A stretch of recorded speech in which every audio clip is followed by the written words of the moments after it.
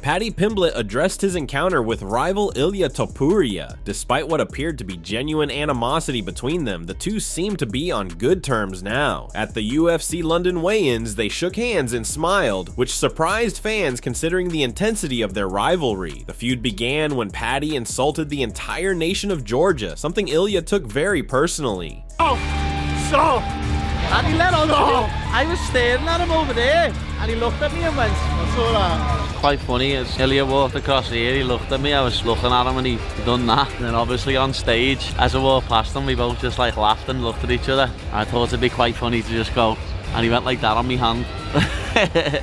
And like high-fived it. We mightn't like each other, but had a little laugh then.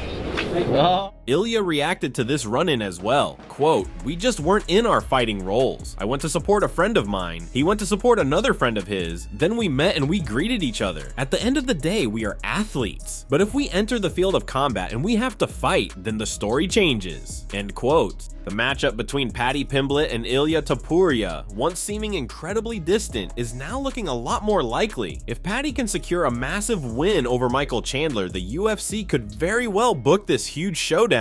The fact that La Leyenda has been left without a fight for so long, especially after vacating his belt, raises some serious questions. Could it be that the UFC is waiting to see the result of Paddy versus Chandler before making the next move for Topuria? The pieces are falling into place, and it's looking like this fight might just be on the horizon. Even though most fans don't see a clear path to victory for Paddy in this fight, his height and long reach might make it more interesting than expected. So what do you think? Leave your predictions for this potential fight in the comments.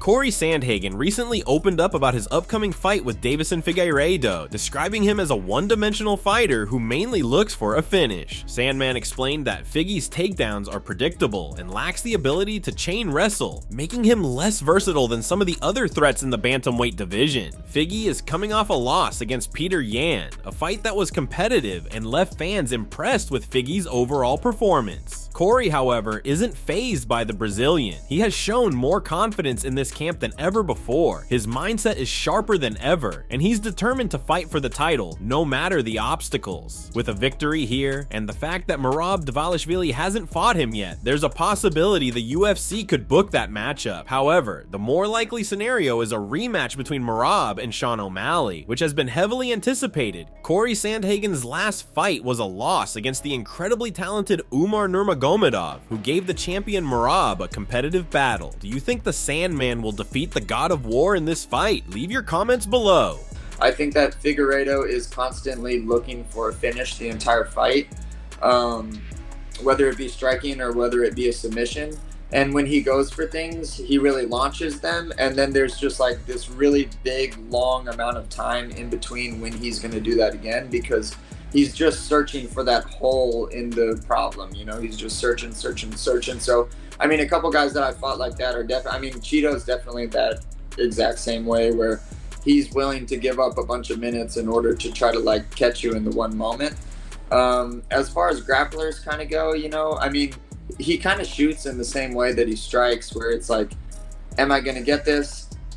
Yes. Okay. Got it. No, I'm not going to chain wrestle this thing and try to take him down. So everything that he does is pretty explosive and really athletic, which makes him hard to fight and very difficult. But I mean, history has kind of shown that I do really, really well against those types of guys.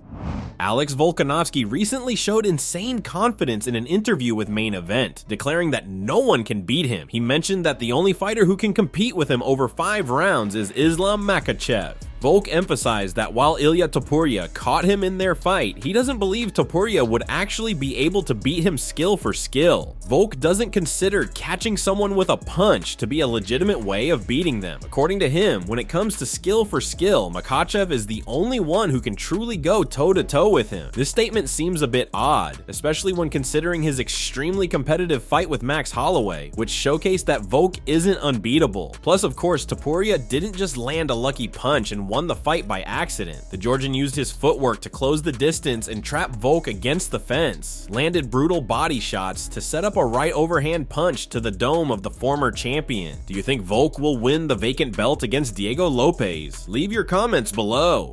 No, I don't believe anyone can beat me. The only person that I can see, you know, giving me a tough fight for 5 rounds isn't Islam Makhachev, which we as in the first one, as you've seen. Everyone else has just got to punch his chance. That's just how I always look at it. Right. And I truly believe that, and that's the confidence I have in myself. No one can beat me. They can catch me. So I think he needs to be reckless to beat me. If he tries to fight this perfect fight, it's not going to work. He needs to try and be reckless and catch me. That's his best chance.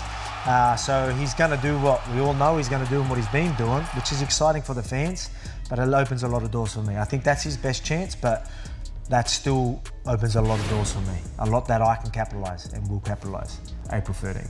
Are you anticipating that he will be a bit overzealous at the start?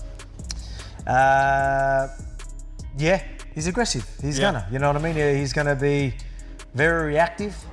If he's not, all right, fine, sweet, like I don't care. We at MMA Psycho have obtained exclusive footage of Ilia Topuria and Merab Dvalishvili training together. In this rare clip, Ilia is seen dominating Merab in their sparring session, taking his back and out-grappling him in every exchange. The intensity of their training gives a fascinating look into the skills of two of the most talented Georgian fighters in the UFC. Don't forget to subscribe for more exclusive footage like this and in-depth analysis daily.